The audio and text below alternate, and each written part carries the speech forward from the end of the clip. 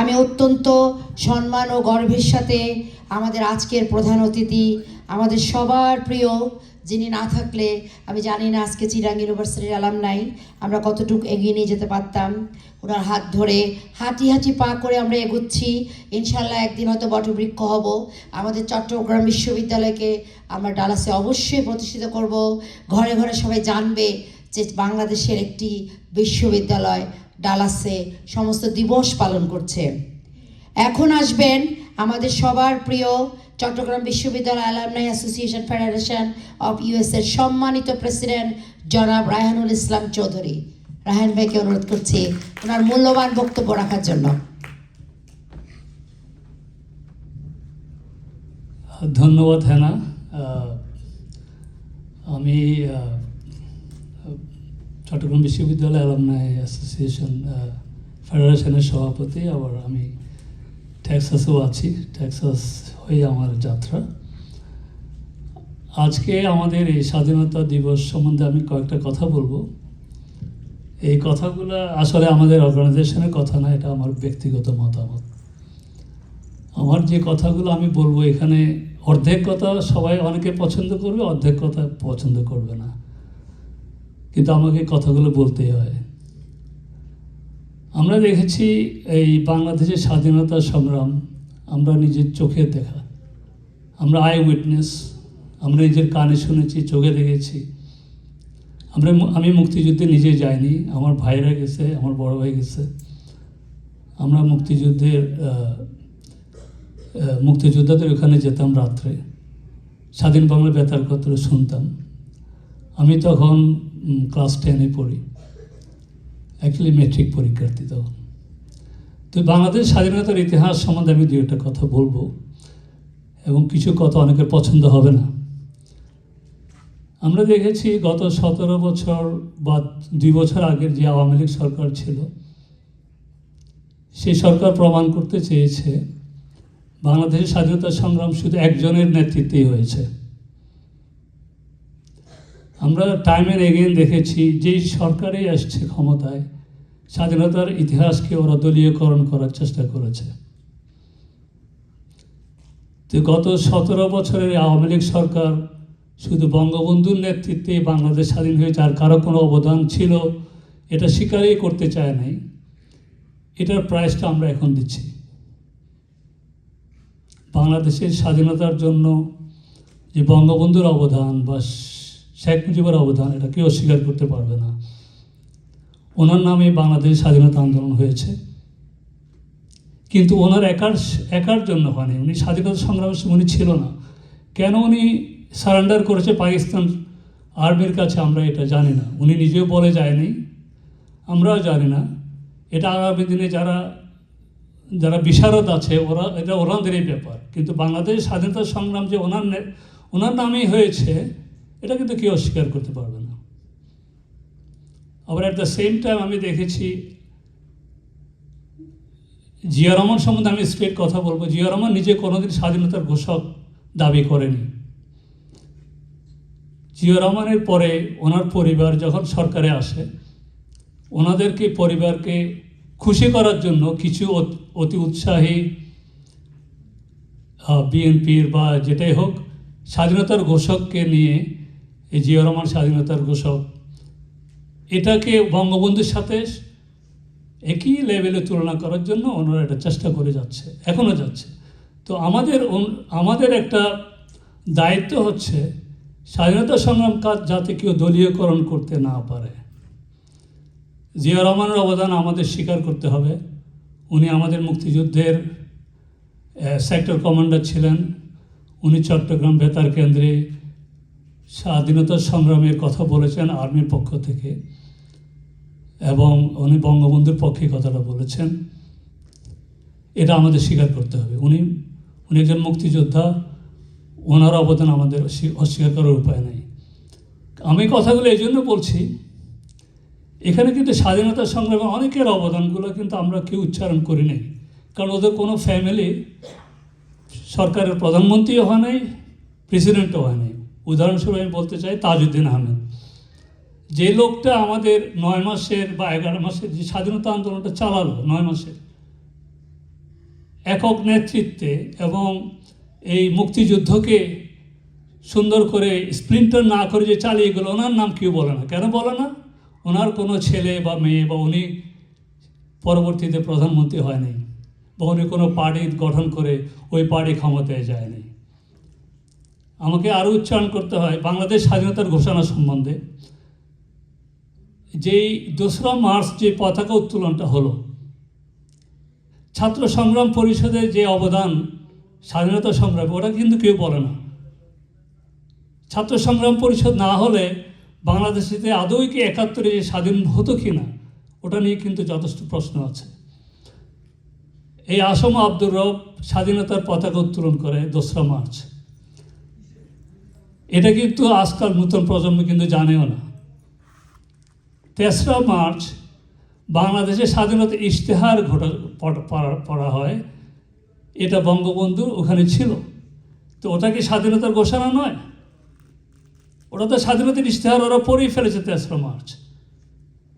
এসব কথাগুলো হিস্ট্রিতে আসে না। ওই জন্য আমাদের দায়িত্ব হচ্ছে বাংলাদেশের ইতিহাস যাতে কোনো দল দলীয়করণ করতে না পারে। যখন আওয়ামী লীগ আসে তখন আওয়ামী লীগের ফ্যামিলি আসে, বঙ্গবন্ধুর কন্যা আসে, বঙ্গবন্ধুর কন্যা দাবি করে ওনার আব্বাই সব কিছু করেছে, আর কেউ কিছু করে নাই। এই জন্য আমাদের আজকের এই অবস্থা। সারা বাংলাদেশে উনি হাজার হাজার মূর্তি বানিয়েছে বঙ্গবন্ধুর। ওনার কি এই মূর্তির দরকার ছিল? কোনো দরকার ছিল না। উনি অতিরিক্ত বাড়াবাড়ি করতে যেয়ে জিয়াউর রহমানকে উনি বদনাম করছে। জিয়াউর রহমান এটাও ঠিক করে নাই। আমার বাংলাদেশের স্বাধীনতার জন্য অনেকের অবদান আছে। আমাদের মুক্তিযুদ্ধের সর্বাধিনায়ক এম.এ. ওসমানের কথা কেউ বলেছে? এম.এ. ওসমানের আন্ডারে সারা মুক্তিযুদ্ধ হয়েছে, ওনার কথা কেউ বলেছে? যেহেতু উনি প্রধানমন্ত্রীও হয় নাই, ওনার ছেলেও প্রধানমন্ত্রী হয় নাই বাংলাদেশের। আমি বলি সিরাজ আলম খানের কথা আমাকে বলতেই হয়, এজন্য যে বাংলাদেশের এই যে আমরা আজকে আমার সোনার বাংলায় যে জাতীয় সঙ্গীতটা পড়লাম, ওটা সিলেকশনটা করেছে বাংলাদেশের এই পতাকা যেটা আছে, এই পতাকাটা সিলেকশন করেছে কে? যে লোকটার তত্ত্বাবধানে এইসব কাজগুলো হয়েছে, এসব কাজের কথা কেউ বলেছে? যেহেতু ওরাও প্রধানমন্ত্রী হয় নাই, ওদের ছেলেমেয়েরাও প্রধানমন্ত্রী হয় নাই বা প্রেসিডেন্ট হয় নাই, তাই ওদের হিস্ট্রিতে ওদের জায়গা করতে দেয় নাই। আমাদের কাজ হবে, আমাদের এখনও অনেক মুক্তিযোদ্ধা যারা নিজের চোখে দেখেছে বাংলাদেশ স্বাধীনতা, ওরা এখনও বেঁচে আছে। আমাদের কাজ হবে স্বাধীনতার ইতিহাস যাতে দলীয়করণ করতে দেওয়া না হয়। এই জন্য বলেছি আমার কথাগুলো অনেকের পছন্দ হবে, অনেকের পছন্দ হবে না। জিয়াউর রহমানকে আমরা সম্মান করি, আমাদের সম্মান করতে হবে। কিন্তু জিয়াউর রহমানকে একদম উনি যে স্বাধীনতার ঘোষণা চট্টগ্রাম বেতারে বলেছে on behalf of Sheikh Mujib, ওই জন্য যে স্বাধীনতা আন্দোলন হয়েছে তা না। কিন্তু আমাদের এখানে শ্রীমতী ইন্দিরা গান্ধীর কথা আমাকে বলতে হবে। ওনার যে অবদান আমাদের স্বাধীনতা আন্দোলনে, ওটা কিন্তু আমাদের স্বীকার করতে হবে। শ্রীমতী ইন্দিরা গান্ধী আমাদের জন্য অনেক কিছু করেছে সারা বিশ্বে 71 সালে। তো এটাও ঠিক, ওটা অনেকে করে যে ওদের ইন্ডিয়ার নিজের ইন্টারেস্টের জন্য করেছে। হ্যাঁ, ওটা ঠিক। পাকিস্তান যদি দুভাগ হয়ে যায়, হয়তো ওদের স্ট্র্যাটেজিক ইন্টারেস্ট আছে, কিন্তু ওদের স্ট্র্যাটেজিক ইন্টারেস্টের সাথে আমাদের ইন্টারেস্টের মিল হয়ে যায়। এখানে হয় কিন্তু ইন্টারন্যাশনাল পলিটিক্সে আমাদের বাংলাদেশের স্বাধীনতা আমাদের জন্য যেরকম উপকার হয়েছে, হয়তো ইন্ডিয়ার স্ট্র্যাটেজিক উপকার হয়েছে, কিন্তু তার মানে এই জন্য তো ওনাদের অবদান আমরা অস্বীকার করব। ওনাদের অবদান আমাদের স্বীকার করতে হবে। But at the same time আমাদের এই স্বাধীনতা সার্বভৌমত্ব যাতে ভারত বা পাকিস্তান এখানে আগ্রাসনী কোনো ভূমিকা না রাখে, সেদিকেও আমাদের খেয়াল রাখতে হবে। আমি আর একটা কথা বলতে হবে, এখানে 24-এর যে আন্দোলনটা হলো, এই সরকারের যে পতনটা হলো, এটার খুবই প্রয়োজন ছিল। কেন আমি জানি অনেক যারা বঙ্গবন্ধুকে খুব ভালোবাসে, তারা আবার এই 24-এর আন্দোলনকে পছন্দ করতে চায় না। ওদের প্রতি আমার কিছু কথা আছে। কথাটা হচ্ছে, আমাদের যে অর্থনৈতিক মুক্তির জন্য কিন্তু আমাদের স্বাধীনতা সংগ্রামটা ছিল। 6 দফাতে কিন্তু কোনো ইসলামের কোনো কথা ছিল না। 6 দফা আপনারা যারা পড়ে দেখবেন, 6 দফা ছিল পশ্চিম পাকিস্তানের সাথে আমাদের ইকোনমিক ডিফারেন্সটা, ওরা তো আমাদেরকে শোষণ করতো। ওইটার জন্যই কিন্তু বঙ্গবন্ধু আন্দোলন করে গেছে, আমাদের যাতে সেকেন্ড ক্লাস সিটিজেন হিসেবে ট্রিট না করে। আমরা আমরা যাতে একইভাবে পাকিস্তানের নাগরিক থাকতে পারে ওই জন্য সংগ্রামটা করা হয়েছিল, এখানে ধর্মের জন্য করা হয়নি। সুতরাং কেউ নামাজ পড়ে, টুপি পরে নামাজ পড়লে ওদেরকে রাজাকার, এটাও কিন্তু ঠিক না। আমাদের স্বাধীনতা সংগ্রামটা ছিল ইকোনমিক রিজনে। তো আমরা ইকোনমিক মুক্তি কি পেয়েছি? এখনও মুক্তি পাইনি। এখনও আমাদের যে জিডিপি বেড়েছে গত 20 বছরে, অনেক জিডিপি বেড়েছে, এটা সত্যি। কিন্তু আপনি যদি ঠিক 20-30 জন ব্যবসায়ীকে বাদ দিয়ে দেন জিডিপির থেকে, তাহলে জিডিপি অনেক কমে যায়, পার ক্যাপিটা ইনকাম কিন্তু অনেক কমে যায়। সাধারণ মানুষের কোনো উপকার হয়নি এই এই এই ডেভেলপমেন্টগুলোর জন্য, কোনো উপকার হয়নি।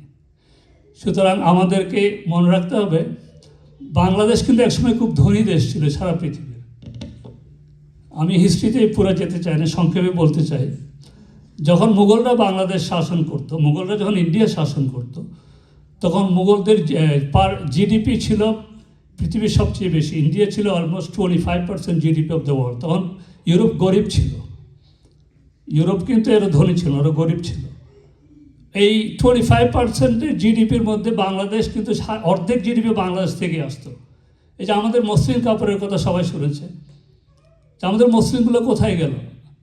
আমরা কিন্তু একসময় ধনী ধনী, তখন ওরা বলতো সুবা, প্রভিন্সকে ওরা বলতো সুবা। আমাদের বাংলা সুবা ছিল সবচেয়ে পৃথিবীর ধনী প্রভিন্স ইন দ্য ওয়ার্ল্ড। তো আমরা সবচেয়ে পৃথিবীর গরিব দেশ হয়ে পাকিস্তান থেকে সরে আসছি, এখন আমরা পৃথিবীর সবচেয়ে গরিব দেশ না। তো আমাদের উচিত হবে অ্যাটলিস্ট বাংলাদেশের সমস্ত উন্নয়নগুলো সাধারণ মানুষ যাতে উপভোগ করতে পারে। আমার একটা কথা আছে এনসিপি এবং জামাত সম্বন্ধে। জামাতের আমির উনি খুব ভালো লোক, আমার ওনার বিরুদ্ধে কোনো পার্সোনাল কথা নাই। তো আমি এটা বলবো, উনি কিন্তু স্বাধীনতা সংগ্রামে যে দেওয়ার in the wrong side of the history, এটা কিন্তু উনি ওপেনলি স্বীকার করতে চায় না। উনি মাপ চায়, সমস্ত দোষের জন্য মাপ চায়, এটা তো ঠিক না। আপনাকে 71 সালে যে আপনি যে রোলটা প্লে করেছে আপনার দল, সেটার জন্য আপনাকে ওপেনলি এবং ক্লিয়ারলি প্রিসাইজলি মাপটা চাইতে হবে, তাইলে আমরা আপনাদেরকে গ্রহণ করব। বাংলাদেশ স্বাধীনতা আমি আগেও বলেছি এটা ধর্মের জন্য হয়নি। তো আপনারা ধর্ম যদি মানুষ যদি আপনাদের ভোট দেয়, আমাদের কোনো আপত্তি নেই। কিন্তু আপনাদের 71-এর স্বাধীনতা সংগ্রামে যে আপনার যে wrong side of the history ছিলেন, ওটার জন্য আপনাদের অ্যাপোলজি চাইতে হবে, ওপেনলি, ক্লিয়ারলি, প্রিসাইসলি। এটা আপনারা করেন, আপনাদের বিরুদ্ধে আমাদের কিছু করার নেই। আর এনসিপি সম্বন্ধে বলবো, এনসিপি যে রোলটা প্লে করেছে, বা এই ছেলেরা যে 1400 ছেলে প্রাণ দিয়েছে 2024 সালে, এটা আমরা ওদের কাছে কৃতজ্ঞ। এই জন্য কৃতজ্ঞ যে আওয়ামী লীগ সরকার ফেসিবাদী হয়ে গিয়েছিল। যে ফেসিবাদের যে ডেফিনিশন যেগুলো ছিল, আওয়ামী লীগ সরকারের সেই সব ডেফিনিশন ওরা ফুলফিল করে। ফেসিবাদের ডেফিনিশনটা কি? ফেসিবাদের ডেফিনিশন হচ্ছে ওরা কোনো ওদের কোনো বিরোধিতা ওরা অ্যাকসেপ্ট করবে না, ওদেরকে ক্রাশ করে দেবে। এটা হচ্ছে ফেসিবাদের number 1 condition, which Awami League has done that. তো সেকেন্ডলি, ওরা ফ্যামিলি ভিতরে সমস্ত অর্থগুলো ওরা এবং ওদের পরিচিত লোকের মধ্যে বাংলাদেশের সমস্ত ইকোনমিক ডেভেলপমেন্ট থেকে শুরু করে সমস্ত টাকা পয়সাগুলো ওরা নিজেদের মধ্যে রেখে যেতে চেষ্টা করেছে। এটা হচ্ছে ফেসিবাদের আরেকটা ডেফিনেশন। আরেকটা ডেফিনেশন হচ্ছে উগ্র জাতীয়তাবাদ। আমরা বাঙালি, আমরা স্বাধীনতার পক্ষে, আমরাই শুধু স্বাধীনতার উপভোগ করবো। যারা স্বাধীনতার বিরোধিতা করেছে ওদের ছেলেমেয়েরা রাজাকার, এটাও ঠিক না। তো এই সব ডেফিনেশনগুলো কিন্তু আওয়ামী লীগ কিন্তু ফুলফিল করেছে। ওই জন্য ওরা ঠিকই ফেসিজম আমি বলবো। এই জন্য আমি বলেছি না, আমার কথা অর্ধেক পছন্দ করবে বঙ্গবন্ধু আমাদের লিডার, এটা সবাই পছন্দ করবে, বাট আওয়ামী লীগ যে ফেসিবাদ ছিল কথাটা কিন্তু ওরা আবার পছন্দ করবে না। এই জন্য আমাদের হিস্ট্রি থেকে আমাদের হিস্ট্রিটা থেকে আমাদের সরে যেতে পারবো না, আমাদের সত্যি কথা বলে যেতে হবে। আমি যে আজকে বললাম জিয়াউর রহমান স্বাধীনতার ঘোষক, এই কথাটা না বলাই উচিত। এই জন্য হয়তো আমি বাংলাদেশে গেলে ওরা বলবে যে তো আমি বিএনপির বিরুদ্ধে। আমি বিএনপির বিরুদ্ধে তো না। আমরা যদি দেশকে যদি ভালোভাবে চালাতে চান, আমাদের অসুবিধা কী? বাংলাদেশের সাধারণ গরিব মানুষের যদি উপকার করতে চান, আমরা তো আপনাদের সহযোগিতা করব। তো আমরা চাই এই যে 1400 ছেলে যে প্রাণ দিল, এই যে সংস্কারটা, আপনারা সংস্কারটা মেনে নিচ্ছেন না কেন? আমি এটা বুঝলাম না। আপনাদের সংস্কারটা মেনে নেওয়া উচিত। আপনারা দেশ চালান, ভালোভাবে চালান। তো দেশের এই টাকা পয়সার এই ব্যবসায়িক কালচার থেকে, এই করাপশন কালচার থেকে আপনাদের সরে আসতে হবে। এনিওয়ে, আমি কথা বেশি বাড়াবো না, আমি এই কথাগুলো সব জায়গায় বলে আসছি। এজন্য আমাকে অনেকে আওয়ামী লীগও বলে যে আমি বিএনপি বলে আওয়ামী লীগ, তারপরে এনসিপি বলে আমি ওদের বিরুদ্ধে, জামাত বলে আমি ওদের বিরুদ্ধে, আমি আই আন্ডারস্ট্যান্ড, বাট আমাদের সত্যি কথাগুলো বলে যেতে হবে। এই স্বাধীনতা কিন্তু সবার, সারা বাংলাদেশের আজকে 18 কোটি বা 16 কোটি মানুষের এই স্বাধীনতা। এই জন্য আমি মনে হয় কথা বেশি বলে ফেললাম। হ্যাঁ, থ্যাংক ইউ ভেরি মাচ। খোদা হাফেজ। ধন্যবাদ রাহেন ভাই। ওনার বক্তব্য শুনে আমার কাছে মনে হচ্ছে উনি বিএনপিও না, উনি আওয়ামী লীগও না, উনি অ্যাকচুয়ালি বাংলাদেশি। সো উনি খুব সুন্দর করে অ্যাকচুয়ালি ধরিয়ে দিয়েছেন কোথায় কোথায় আমাদের সমস্যা আছে। স্বাধীনতাকে একটা ব্র্যান্ড বানিয়ে কখনো আওয়ামী লীগ খেলে, কখনো বিএনপি খেলে।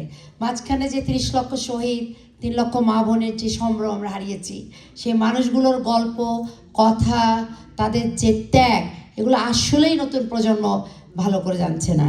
ধন্যবাদ রাহেন ভাই, অত্যন্ত সুন্দর করে আপনি বুঝিয়ে দিয়েছেন এই মুহূর্তে বাংলাদেশের কী দরকার।